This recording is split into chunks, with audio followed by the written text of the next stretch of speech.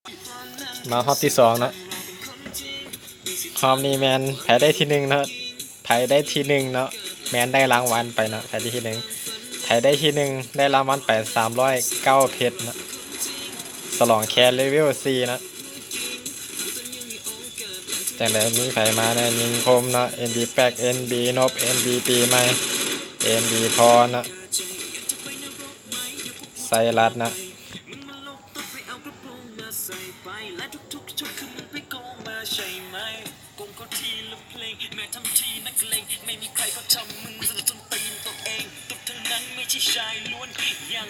มาเบิร์นเอาพันจะได้ที่1มาเนี่ย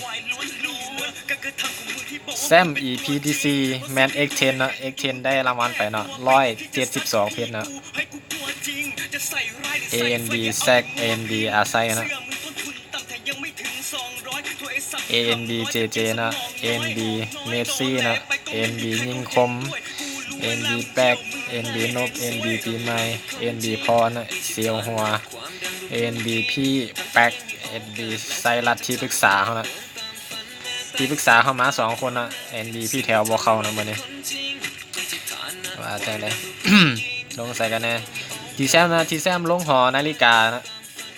NB ท็อป NB ท็อปว่าใจกับที่ปรึกษาเขาลงพีกเนาะว่าจังได๋ไซรัสเขาเรียบร้อยเนาะ JJ เก็บยิงคมไปแล้วยิงคมเขา JJ นะเก็บไปเนาะ1คิวแล้ว JJ เขาแต่ว่าบ่สำคัญเนาะขอแต่แดนได้ที่1เนาะได้รางวัลไปเลยเอา NB พร NB พรมา ว่าจังได๋NB ปีใหม่เนาะ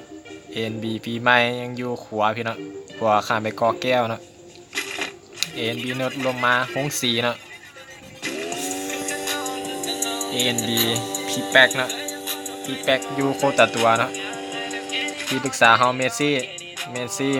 ว่าจังได๋เมสซี่เฮามาเขียนพ่อปู่เนาะ NB JJ อยู่หอดูดาวเนาะหอดูดาวน่าจะมีคนเนาะหอดูดาวเนาะ ANB อาไซเนาะ ANB แซกเนาะ ANB ท็อปเนาะ ANB ท็อปเฮาว่าจังได๋ทีแ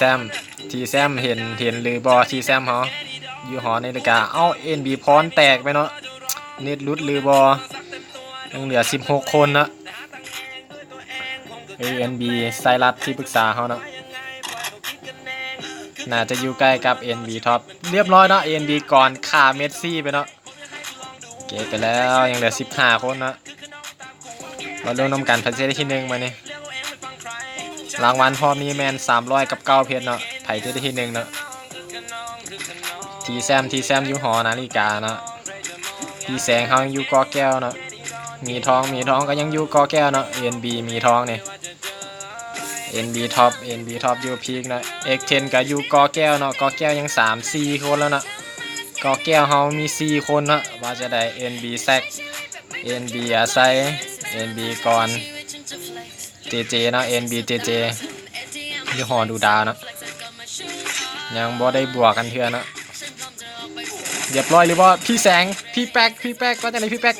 กเก็บไปเนาะเก็บ NB เก็บไผไปเนาะเก็บผู้ใดไปเนาะเก็บหมีทองไปเนาะเรียบร้อยเนาะ NB ท็อปแตกให้ NB ไซรัสแตกให้ NB ท็อปอีหลีเนาะ NB ท็อปมาโหดรอบนี้มาดีรอบนี้ NB พี่แสงนะพี่แสงอยู่ก็แก้วพี่เนาะพี่แสงเขา NB ท็อ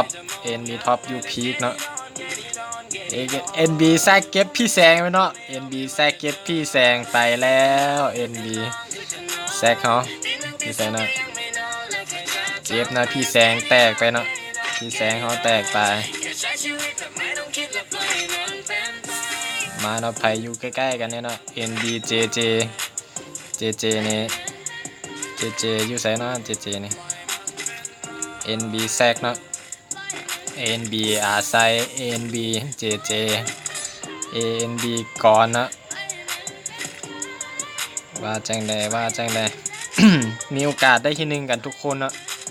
เพราะว่าต่างคนกับฝีมือบ่แม่นขี้ๆเนาะ ขึ้นกับวงขึ้นกับ จังหวะเนาะไผจังหวะดีวงดีแม่นได้เปรียบเนาะว่าจังไดพี่แสงเฮาพี่แสงมาอ๋อมาคลิปเท้าแล้วพี่แสงเฮา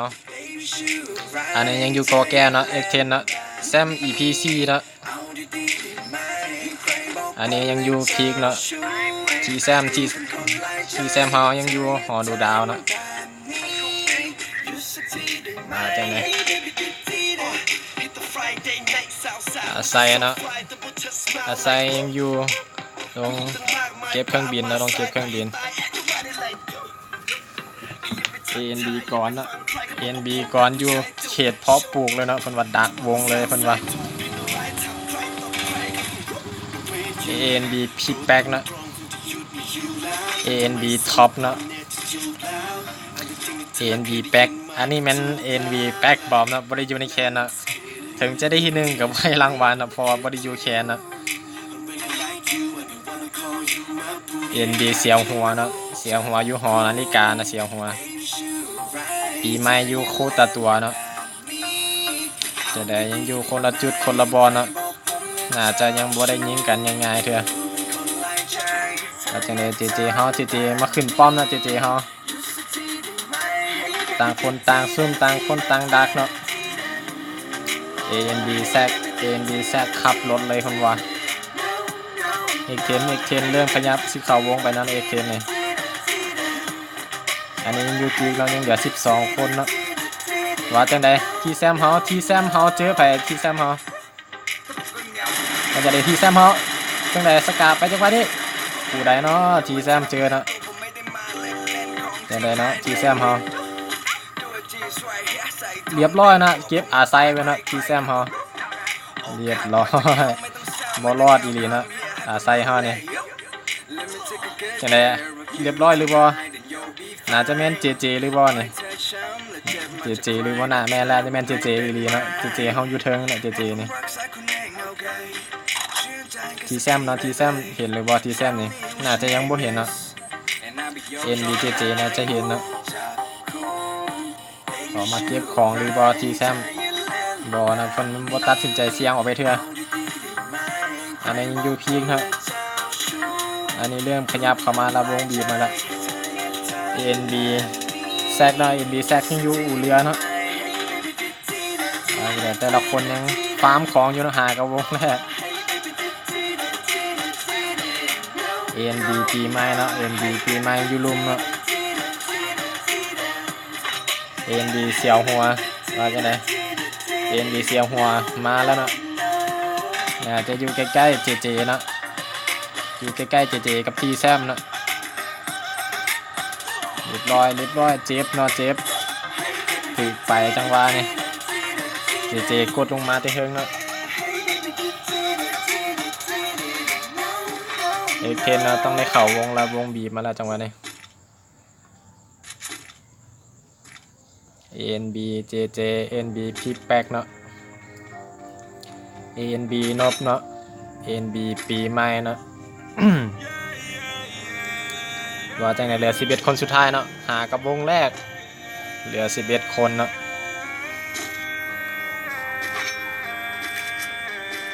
ว่าจังได๋ ANB พี่แป๊กขึ้นมาแล้วเนาะขึ้นมาริมเขื่อนเนาะ ANB ท็อปยังอยู่เนาะยังอยู่พีคอยู่เนาะเกาะขาวหมวก3โอ้ได้เปรียบสุดๆเลยเกาะขาวหมวก3ละแซม EP ที่3เนาะ ANB ท็อปเนาะแซม EP ที่4ในนั้น X10 เนาะ X10 ได้ EP ที่4เนาะ ANB แซกนะ ANB แซกขับรถทัวร์เลยเพิ่นว่าเกาะ3เกาะ3หมวก2เพิ่นว่าขับรถทัวร์เลยเพิ่นว่า ANB ก่อนเพิ่นว่าดักเลย ANB พี่แป๊กนะ ANB พี่แป๊กยังอยู่ริมเขื่อนนะ ANB พี่แป๊ก ANB ท็อปก็อยู่ริมเขื่อนเนาะ2คนนี่จังได๋อยู่ริมเขื่อนนะแต่ว่ายังบ่อยู่น่าจะอยู่เนาะน่าจะอยู่ใกล้ๆกันเนาะมาจังได๋ต่างคนต่างแอบต่างคนต่างซ่อนเนาะเก็บของไปจังหวัดเรียบร้อยเนาะเรียบร้อยนะ NB ปีใหม่เก็บพี่แสงหรือบ่พี่แสงแล้วบ่น่าจะแม่นพี่แสงเนาะ NB พี่แสงแตกก็แม่นหรือบ่ น่าจะแมนนะน่าจะแมน NB พี่แสงเนาะว่าจังใด NB NB แซก NB แซกจังใด NB แซกขับรถทัวร์นะ NB แซกนี่ผมว่าขับรถทัวร์อะไรคนว่าคิวบ่ต้องการเนาะต้องการแต่อันดับที่ดีที่สุดเนาะไผสิได้เนาะรอบนี้ไผสิได้ไปทีแซมนะทีแซมเฮาทีแซมยังอยู่หอนาฬิกานะใกล้ๆหอนาฬิกานะต่างคนต่างเข้ามาแล้วต่างคนต่างเข้ามายังบวกกันเถื่อเนาะ NB เสียวหัวนะ NB เสียวหัวก็อยู่ใกล้ๆนะอยู่ใกล้ๆนะอยู่ใกล้ๆกับทีแซมนะทีแซมกับเจเจนะมาลุ้นนำกันใครที่ได้ที่หนึ่งใครที่ได้ที่หนึ่งก็ได้รางวัลไปเนาะ300กับ9เพชรเนาะสลองแคนเบลซีเนาะสำหรับลูกแคนเท่านั้นอยู่แคนน้ำเฮาโดนๆเนาะแมนจะได้ลินเนาะจะได้สร้างห้องมาเนาะ NB ทีแซมเนาะจังใดทีแซมเฮาน่าจะแมนเสียวหัวหรือบ่น่าจะแมนเสียวหัวอีหลีเนาะเสียวหัวกดดันอยู่ลุมนะเสียวหัวเฮาว่าจังใดขึ้นหรือบ่ทีแซมถ่าอยู่แล้วทีแซมนี่ทีแซมเฮาถ่าอยู่แล้วทีแซมเฮาเสียวหัวหาทุกวิธีทางเนาะจะให้เพิ่นลงมานะมันสิลงมาหรือบ่ทีแซมกับบ่ลงเนาะเพิ่นว่าคันบ่ขึ้นกับบ่ลงเพิ่นว่าจังได๋NB เสียงหัวเฮาขึ้นหรือบ่ขึ้นเนาะตัดสินใจบ่ขึ้นจังหวะนี้เจเนี่ยเด้เจเรียบร้อยเนาะ NB ท็อปเก็บไปเนาะ NB ก่อนเนาะเรียบร้อยนะ2คิวแล้วนะแซม EP ที่3เนาะเก็บไป2คิวแล้วจังได๋เจดักเนาะเจดักเลยเพิ่นว่าอยู่กลางวงได้เปรียบอยู่แล้วทีแซมกับบ่ลงเนาะเสียงหัวกับบ่ขึ้นเนาะต่างคนต่างบ่ขึ้นต่างคนต่างบ่ลงเนาะ NB ปีใหม่เนาะในปีใหม่เฮาต้องได้ย่องเพิ่นว่าต่างคนต่างเข้าวงแล้วบัดนี้ยังเหลือ9คนสุดท้ายมาดูนำกันใครสิได้ที่1มื้อนี้โอกาสได้ที่1แม่นทุกคนเนาะทุกคนมีโอกาสได้ที่1เนาะเพราะว่าวงกับดวงเท่านั้นเนาะที่ว่าสิพาได้ที่1เนาะกับฝีมือเนาะฝีมือก็ส่วนหนึ่งเหลือ9คนสุดท้ายเนาะท็อปคิวแล้วแม่น X10 เนาะบ่แม่นท็อปเนาะ NB ท็อปเนาะ X10 เฮาแซมก่อนน่ะสิเก็บที่1ได้อีกหรือบ่ว่าจังได๋วงเป็นใจเนาะ X10 อยู่ในวงเลยจังได๋เจก็อยู่ในวงเนาะ NB แซกต้องได้เข้าวงเนาะ NB แซกนี่เข้าวงซ่าแม่นเสียเปรียบแล้วเนาะต่างคนต่างซุ่มต่างคนต่างดักกันเนาะมาลุ้นนำกันใครจะได้ที่1มื้อนี้จังได๋ NB เสียวหัวน่าจะเห็นเนาะน่า โดมบอกแล้วเนาะว่ามี3คน NB ท็อปเก็บไปอีกแล้วว่าจะใน3คิวละ3คลิปแล้วเนาะ NB ท็อปเฮานี่มาดีมื้อนี้ลงเลยบ่ NB พี่แซกบ่ลงเนาะขี่ข้ามเลยเพิ่นว่าจังหวะนี้รถแตกหรือบ่บ่แตกเนาะ X10 เนาะ X10 บ่ได้คิวเนาะขอแต่อันดับดีเพิ่นว่าอันดับ1แม่นได้300กับ9เพชรเนาะมาดูนำกันเหลือ8คนสุดท้าย NB เสียงหัวก็พยายามเข้าวงเนาะเพิ่นฮู้ว่ามีคนอยู่ข้างหน้าเนาะสิเข้าหรือบ่ NB ปีใหม่เนาะ NB ปีใหม่สิเข้าวงเลยหรือบ่เข้าวงซ่าแม่นเสียเปรียบเนาะวงนี้วงที่3แล้วเนาะว่าจังได๋เหลือ8คนสุดท้าย NB พี่แป๊กเนาะเหลือ NB ทีแซมเนาะทีแซมก็พยายามเข้าวงมาท็อปแมนยูในวงนะ X10 อยู่ในวงเนาะ NB แซกก็อยู่ในวงเนาะ เจก็อยู่ในวงจังใด เสียงหัวเฮาเสียงหัวเข้ามาจังหวะนี้ NB เสียงหัวเจ็บหนักเพิ่นว่าเสียงหัวเฮาเจ็บหนักเนาะจังได๋ NB พี่แป๊กเฮาถอยว่าคิดผิดหรือคิดถูกเนาะถอยนี่เพิ่นว่าถอยมาพี่ก่อนเพิ่นว่ามาจับเบิ่งคนอื่นเนาะ NB แซกในวงเนาะ X10 เนาะ X10 จังได๋ NB ท็อปเนาะ NB ท็อป X10 มันอยู่เทิงเนาะ NB ท็อปอยู่ลุมเนาะว่าจังได๋ทีแซมอยู่ในป้อมเนาะต้องได้เข้าวงเนาะเจก็ต้องได้เข้าวงเนาะต่างคนต้องได้เข้าวงเนาะเสียงหัวนะเสียงหัวอยู่ในป้อมนะในป้อมกับโบวิดวงเนาะต้องได้แลนเข้าวงเหลือ7คนสุดท้ายนะท็อปคิวนะแม่น NB ท็อปคือเก่านะ3คิวจังได๋ X10 เข้ามาจังหวะนี้น่าจะมีพี่แซกหรือบ่ว่าจังได๋ X10 เฮากับ NB แซกเนาะ NB แซกว่าจังได๋เจอกันแน่นอนจังหวะนี้เจอกันแน่นอนว่าจังได๋ NB แซกกับ X10 เรียบร้อยหรือบ่จังได๋คีแซมเฮา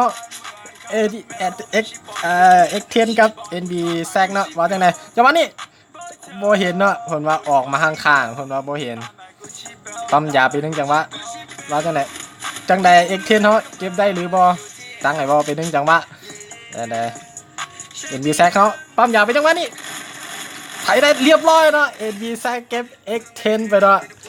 แซม EPDC เนาะแมน NB แซกเก็บไปได้เนาะไถเนาะขี่รถมาเนาะวันนี้เหลือ6คนสุดท้ายเนาะเจขี่รถมาจังหวะนี้สิเห็น NB แซกหรือบ่เพิ่นว่าขี่กายเลยบ่วงเพิ่นว่าบ่ลงขี่กายเลยเนาะ NB พี่แป๊กเฮา NB เสียวหัวจังได๋เสียวหัวเฮาเห็นพี่แป๊กเฮาหรือบ่จังได๋เนาะ NB พี่แป๊กนี่เข้ามาละเสียวหัวอยู่รุมเนาะพี่แป๊กอยู่เทิงเนาะต่างคนต่างเห็นกันเนาะว่าจังได๋2คนนี้เปิดหรือบ่เรียบร้อยเสียวหัวเปิดไปแล้วจังหวะนี้เรียบร้อยเนาะพี่แป๊กเก็บเสียวหัวไปเนาะเหลือ5คนสุดท้ายเนาะเจในวงเลยเนาะเจได้เปรียบที่สุดเลยว่าจังได๋เรียบร้อยเนาะตันไปแล้วจังหวะนี้ดึกระเบิดหรือบ่ทีแซมเฮาว่าอย่างไรทีแซมเฮาเนี่ยทีแซมเฮาว่าอย่างไรทีแซมเฮาเรียบร้อยเนาะบ่เห็นระเบิดเนาะทีแซมเฮาแตกไปเนาะโอ้ยเจเฮาเก็บไปเนาะเหลือ4คนเนาะท็อปคิวนะแม่น NB ท็อปเนาะยังแม่นท็อปคิวอยู่เนาะจังได๋ NB แซกว่าจังได๋เจเฮาอยู่ในวงเนาะได้เปรียบสุดว่าจังได๋เจเนาะNB แซกเปิดไปจังหวะนี้ต้องได้เข้าวงเนาะจังหวะนี้ NB แซกกับ NB ผู้ใดเนาะยังเหลือ4คนสุดท้ายเนาะเจ NB พี่แป๊กเนาะว่าจังได๋ตายวงหรือบ่ตายวงเนาะแต่ว่าปั๊มยาได้หรือบ่เรียบร้อยปั๊มยาก่อนเนาะเหลือ4คนสุดท้ายเนาะไผสิได้ทีนึงเนาะลุ้นนำกันNB ท็อปเนาะ NB ท็อปเห็นตีนะยิงบ่ถึงเนาะโอ้ถึงเนาะน่าจะถึงเนาะโอ้คนว่านอนยิงเลยคนว่า NB แซก NB เจนะเจเป็นตันตัวเองเนาะคิดผิดหรือคิดถึงเนาะ NB เจนี่ NB ท็อปว่าจังได๋ NB ท็อป NB แซกเนาะ NB เจเนาะจังได๋แซก NB แซกเก็บไปเนาะเรียบร้อยเนาะเหลือเจกับ NB ท็อปเนาะว่าจังได๋2คนนี้ไปสิได้ทีนึงเนาะออกมาก่อนเนาะ NB เจออกมาก่อนจังหวะนี้จังได๋ NB ท็อปมาจังหวะนี้เรียบร้อยหรือบ่เรียบร้อยนะเเก็บ NB ท็อปแซม EP ที่3ไปได้เนาะยังเหลือเลือด2เนาะโอ้ NB เก็บ 4 คิวเนาะมื้อนี้ได้ที่1ไปเพิ่นว่าสุดยอดทุกคนเลยยินดีนะ NB เนาะได้ที่1 NB ท็อปได้ที่2นะ3คิว NB แซกได้3คิวเนาะ NB พี่แป๊กได้คิวนึงเนาะทีแซมได้คิวนึงนะเสียวหัวได้บ่ได้คิวนะแล้วก็ X10 แมนบ่ได้คิวนะ NB ปีใหม่ได้1คิว NB ท็อปได้0คิวนะ NB ก่อน1คิวนะพี่แป๊ก1คิวอาศัย0คิวเดี๋ยวนั้นมัน0คิวบ่เนาะยินดีนะคนที่ได้ทีนึงนะ NB เจนะที ทีหนึ่งนะมัน4คิวนะอย่าลืมกดไลค์กดแชร์ให้หัวแคนเด้อเป็นกำลังใจให้หัวแคนกิจกรรมออกมาเรื่อยๆไปแล้ว